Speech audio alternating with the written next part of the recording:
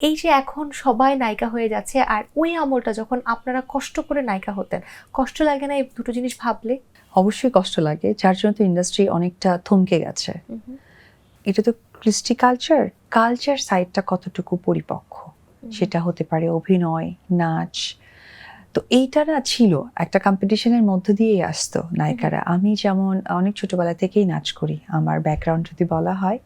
এখন যারা করছে আসলে তারা অনেক কনফিডেন্স নিয়ে করছে। একটা কনফিডেন্স নিয়ে কাজ করা আর একটা কাজ শিখে করা, কিছুটা ফারাক আছে। নিশ্চয়ই। যার জন্যই আমার কাছে মনে হয় যে ইন্ডাস্ট্রিটা না আস্তে আস্তে আস্তে ঘুমিয়ে যাচ্ছে, কাজের সংখ্যা কমে যাচ্ছে, হলের সংখ্যা কমে যাচ্ছে, অথবা আমি যে কাজের জন্য উপযুক্ত নই সেই কাজে আমাকে বসিয়ে দেওয়া হচ্ছে।